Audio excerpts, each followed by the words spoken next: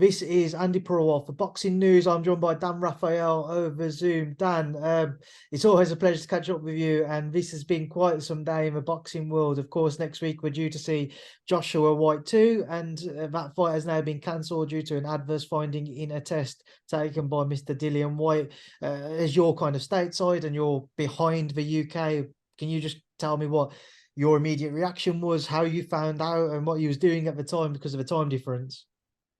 Well, what do they say? Never a dull moment, I guess, right? I woke up Saturday morning and just was checking my email when I was awakened, and I saw the statement from Matchroom about. Well, I saw the headline of the email, and the headline of the email was something like, Joshua Whyte fight update, and I don't know what. I just knew that was not a good thing.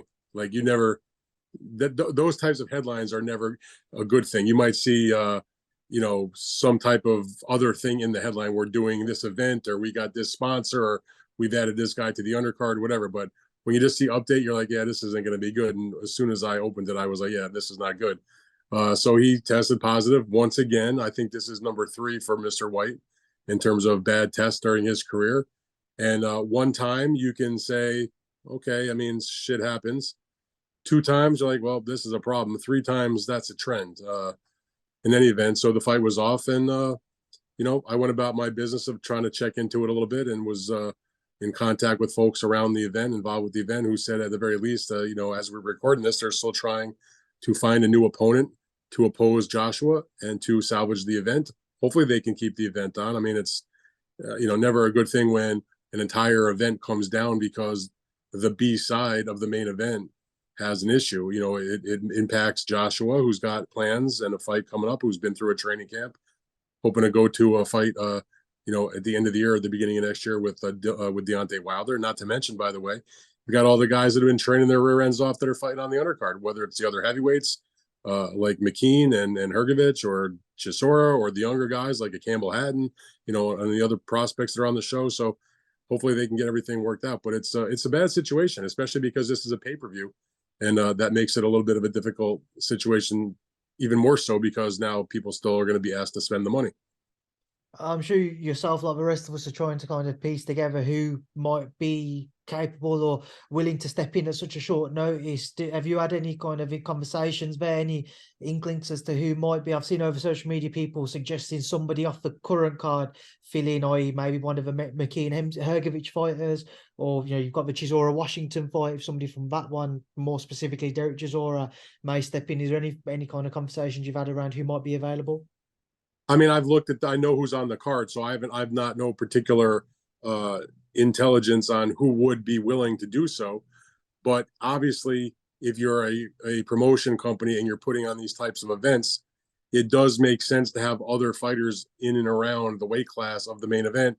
And it doesn't have to be a positive drug test. It could be anything. It could be a visa issue. It could be an injury. It could be any number of things that might prevent one of the fighters from being involved in that main event.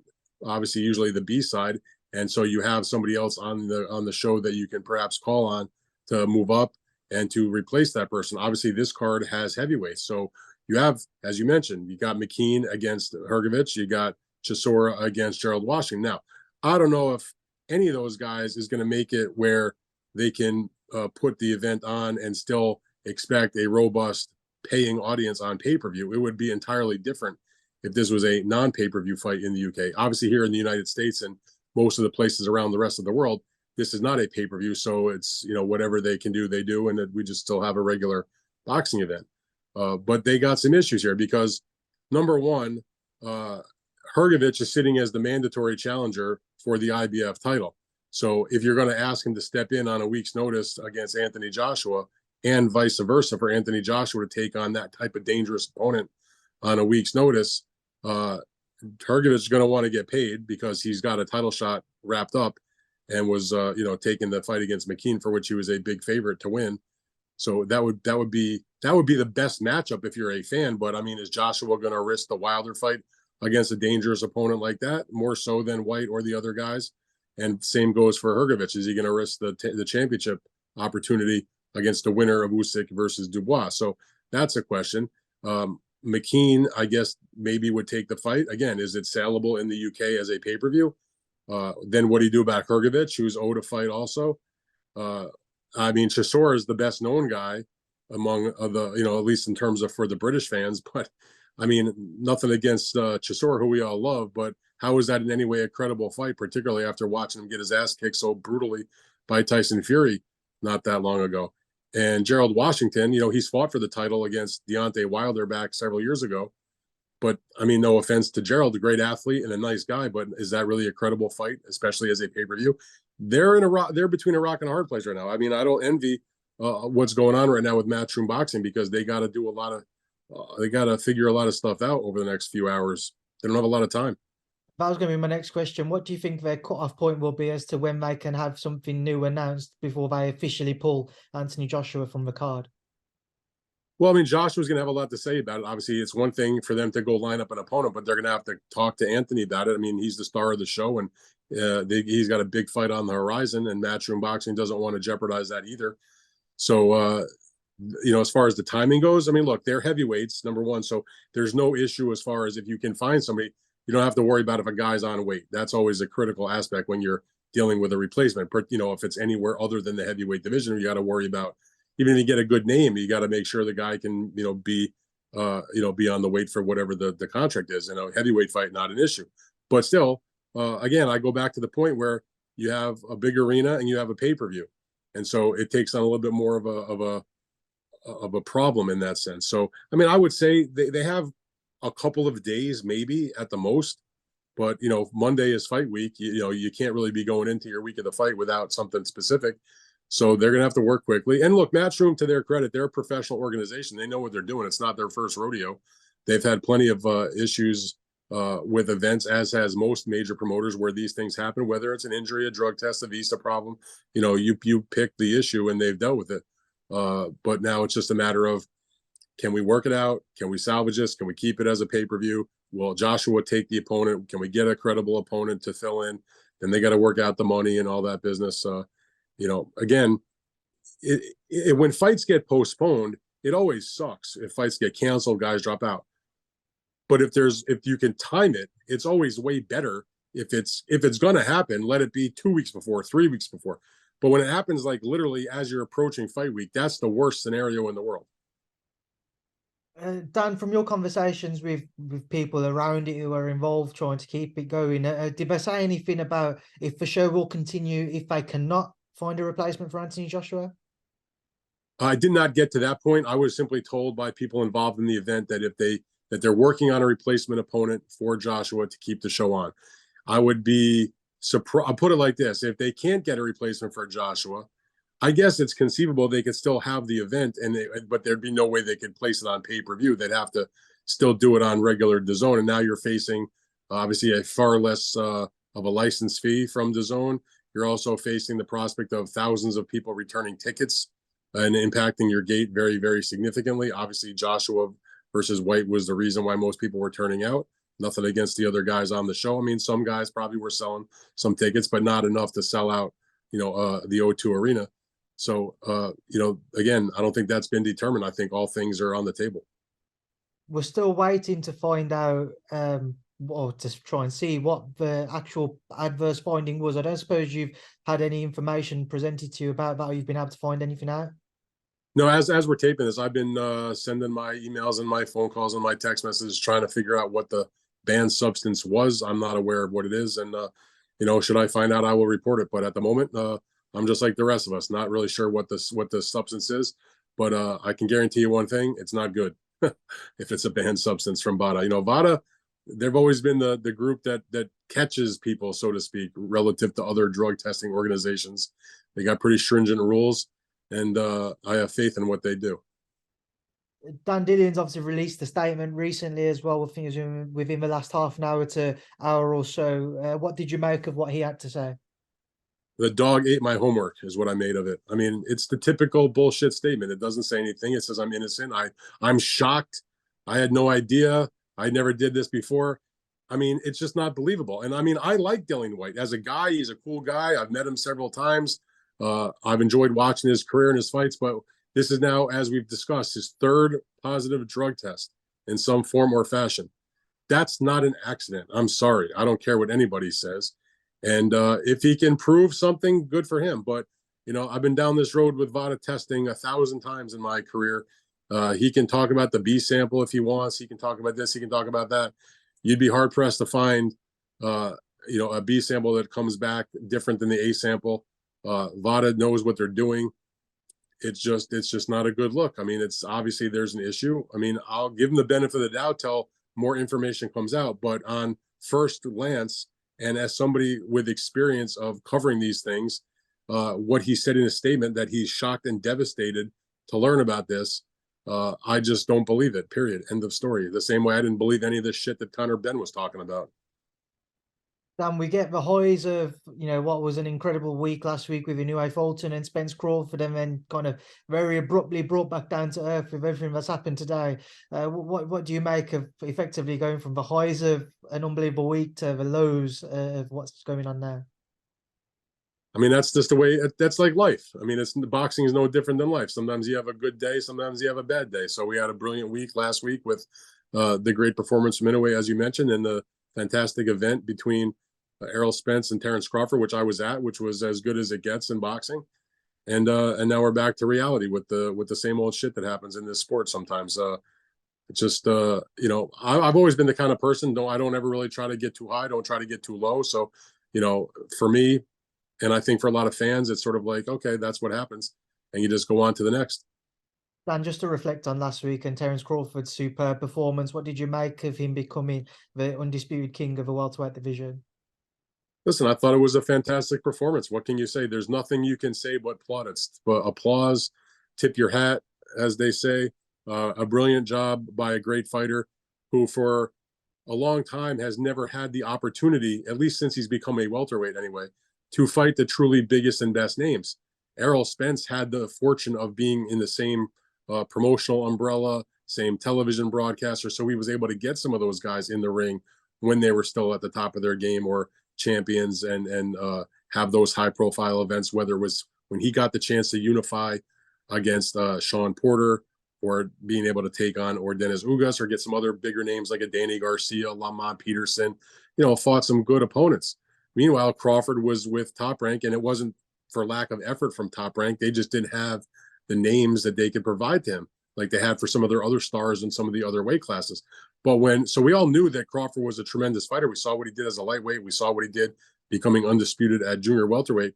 He just was struggling to get the marquee guys in the welterweight division. Even when he got good names, a Kell Brook, a Sean Porter, it was after Errol had beaten them up.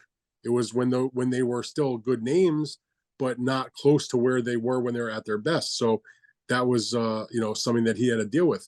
But when he finally got the chance against the undefeated guy that everybody thought was one of the top pound for pound fighters in boxing, he showed what he's all about. He scored a Hall of Fame level legacy making kind of victory that he left no doubt. I mean, to me, of all the big fights I have covered, that was one of the most extraordinary performances I can think of, in a big time fight, where he didn't just win the fight. You put a punctuation on it. You put an exclamation point on it. You kicked his ass, and you left no doubt who the identity of the best fighter in boxing is. All due respect to Inoue, but I would definitely make Terrence Crawford number one pound for pound. A lot of people had him pound for pound even before the Errol Spence fight. I wasn't one of them. I mean, I certainly had him way, way up there, but without question, with that performance, the way he did it, he's number one. Dan, there's obviously a lot of talk about rematch clause. Some people suggesting maybe Errol takes some time away from the sport. Maybe if it's time for him to hang up the gloves. Do you expect to see him though invoke that rematch clause? Most fighters, when they have that rematch clause, they usually do. It's not the most common thing for somebody to bypass it. It has happened, Mike Tyson never took up Lennox Lewis on the rematch clause that he had, for example, when they had their fight years ago. That's just one famous example. Errol's a competitor. I don't think it's reached a point where he should retire. I always get kind of not offended, but sort of like, okay, the guy lost one fight. Yeah, he took a bit of a beating. Okay, fair enough. But it's the first time ever in his career he's ever been in that kind of situation. Never even had been knocked down before that fight. So I'm not one to say, oh my God, he lost a fight, he should retire. I mean, if that was the common occurrence, people would have said 1,000 times after guys had lost fights. After Tommy Hearns knocked out Roberto Duran. Oh my God, Duran got knocked out face first in the second round. He should retire. Well, Roberto Duran, after that fight, had some of his biggest wins of his career. He became the middleweight champion, for crying out loud, in a big time fight. So, I'm not at that point yet, and I don't think he needs to take years off. Well, I think one of the problems he had coming into the Terence Crawford fight, frankly, was that he had taken off the 15 months or whatever it was, partly because he didn't want to jeopardize the possibility of the fight against Terence Crawford. So while he should definitely take some time off just to clear his mind and his body for sure. If he's going to come back, I mean, the rematch, my understanding from what everybody was saying out in Vegas was that if he exercises the right to the rematch, which I believe he had from the time of the fight till the rematch clause would have to be officially and legally exercised. I believe it was 30 days. So the clock is ticking. And then the fight would be situated for the end of the year. In other words, it would have to take place by the end of December. So I do expect that Errol probably will exercise the rematch. There's a big payday there. He's a proud guy. He would want to avenge the loss, I guess. I mean, I don't personally need to see it. I kind of feel like it was such an overwhelming sort of performance that I have a hard time in my mind thinking about what could he do differently where he could actually win. And obviously the other thing about it is from what Terence Crawford and Spence were saying during the week of the fight, that while Errol has the right to ask for the rematch, it would be the winner of the fight, in this case, Crawford, who would be the one to determine, are we going to fight the fight as a welterweight fight, or are we going to do it as a junior middleweight fight? Crawford was open when he was asked about that at the news conference after the fight. He was open to the prospect of fighting at junior middleweight. It's not like he's got the easiest time making 147 either. So that's another question that would have to be resolved. But, to make a long story short, I guess I would anticipate that Errol would formally exercise that right to a rematch. And, well, I can't blame him for that. That just goes to show you that's one of the things that I and others are critical about when it comes to rematch clauses. They're not a good thing. It's one thing if you have a great fight and everybody's pumped up and wants to see a rematch, and because there's public demand, there's media demand, people in the industry want to see it, there's money to be made and a great event to be done, you just make the fight.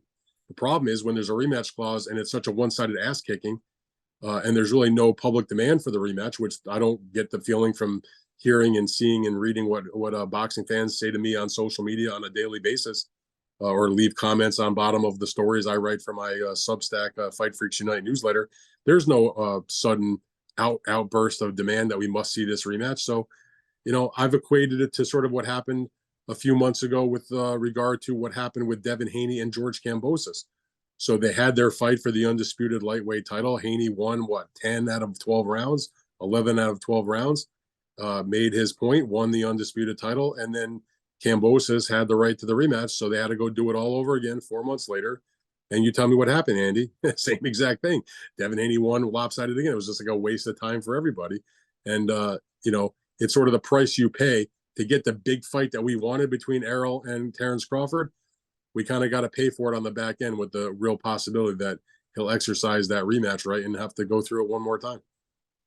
Dan, just final topic to touch on very quickly. Haney-Prograis, what is the latest? Well, the latest is that the WBC has, heard what Devin Haney has to say. They have made him he was undisputed, so he had all the belts. And as it relates to the WBC, because when he challenges Prograis, it'll be for the WBC title. They had asked him to make a decision on what he wanted to do. So what they have done is they have declared him the so-called champion in recess. So he's no longer the undisputed lightweight champion. He will go up to 140 pounds. He will challenge Prograis in the fall. The working date has been October 28th. I've been told very specifically by Matchroom Boxing that while that's the date that they're certainly looking at, it's by no means set in stone, but it would be a fall fight, probably October, November. And he'll have the opportunity if he decides, whatever happens in the fight between Haney and Regis, if Haney wants to continue after that as a lightweight, he would have the opportunity to immediately fight for the title on a 50-50 split. They specified what the purse bid split would be if he returned to the lightweight division. In the meantime, that vacancy would be filled by a fight between number one contender Shakur Stevenson, who, remember, was the mandatory and would have liked to get the fight with Haney before he decided to go and pursue this fight with Regis. And they'll match him up. They'll order, I don't know who it is off the top of my head, but they'll order him to fight the next leading available contender. I believe it is Vasily Lomachenko, which would be a hell of a fight, by the way. So it's conceivable. They're both with Top Rank. I've talked to Top Rank. They have interest in trying to make the fight. It's a matter of what the fighters want to do, what kind of money they want. But if if the scenario plays out like it could, we'll see Devin Haney against Regis in the fall for the WBC's 140-pound title. Good chance we might see Shakur Stevenson against Vasily Lomachenko for the vacant WBC title. And then after what happens between Prograis and Haney, Haney will have the option, if he decides to, where he could theoretically come back to 135 and ask for an immediate fight with the winner of that fight, which would be either a very attractive fight against Shakur or a very attractive rematch against Lomachenko. I would suspect, however, if he wins the fight, he'll probably stay at 140 pounds. He's been talking about moving up for years.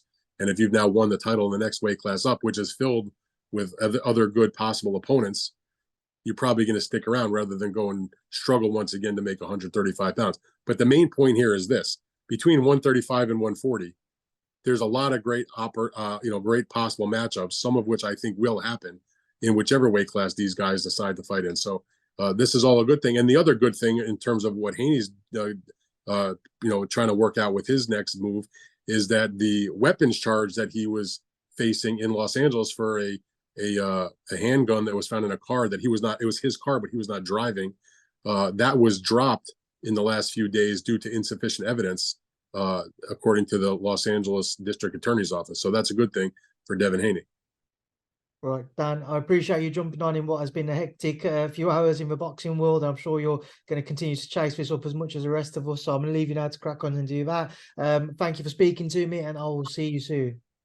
All right, Andy, always good to talk to you, my friend.